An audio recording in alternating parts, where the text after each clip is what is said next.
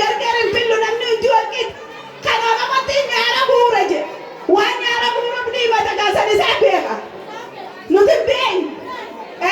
Kan Oromoo wajjin jiraata jedhe. Kutaa 11 sabaa sablammoonni dimookiraasii waliin jiran. Namni hundi walqixa. Ni beekna waa hundaa'u. Kan nyaaraan bu'uura jedhe. Isaa beeka. Waan nyaara bu'uura dhiibataa jechuudha. Arra jijjiiramni dhufeennee gammannee arra jijjiiramni sun jiru. Oromoo rasaasaan dhaamaa jirti dhamaa jiru. Jijjiiramni jiru. Nuti dhagee hafeen. Nuti narraas boruus Oromoon dhagee hafeen. Oromoon shoorar keessa soo taa'amit. Walqixxummaa namaatii fi hundaafuu namni walqixa. Oromoo shoorar keessitoota godhuuf deeman. Nuti shoorar keessitootaan.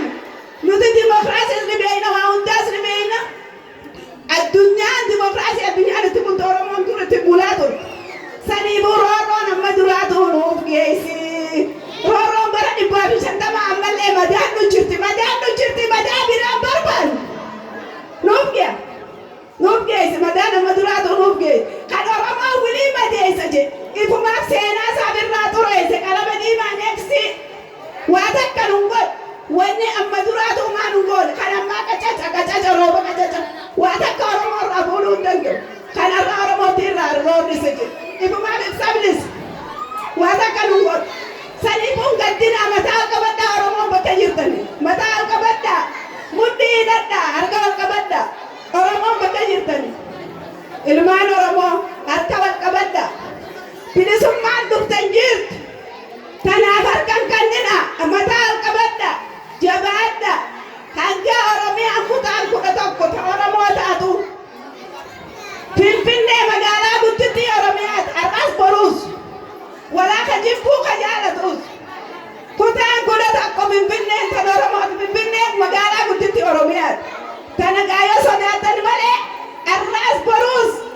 Finfinneen magaalaa guddittii Oromiyaati. Oromiyaan akkami Oromoon akkami Finfinneen teenya jettiifi ummanni har'allee akkana soso'uu jira. Saniifuu galatoomaa galanni keessan bilisummaa dhugaa haa ta'u mataa ol qabadhaa hin gaddinaa qabsoo teessanitti fufaa. Nuti har'aas boruus waraana bilisummaa Oromoo deeggarra.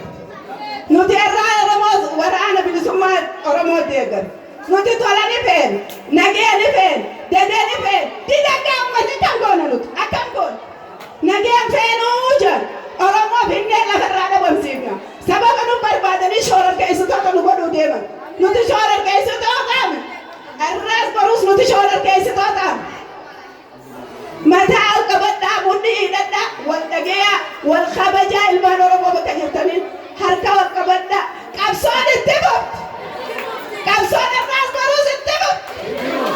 Maal goona abbiyyuun nu gidi abbiyyuun har'a ilma kiyyaa xiqqashaa gammadeeti ilaala kasi abbiyyuun shaartaa wali qabadhee Itoophiyaatti gala jee gammadu.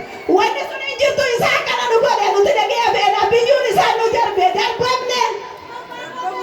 Darbamne abbiyyuun isaan nu darbe har'a abbiyyuun Oromoodha ilma keenya ni gammanne walqixxummaa jedhee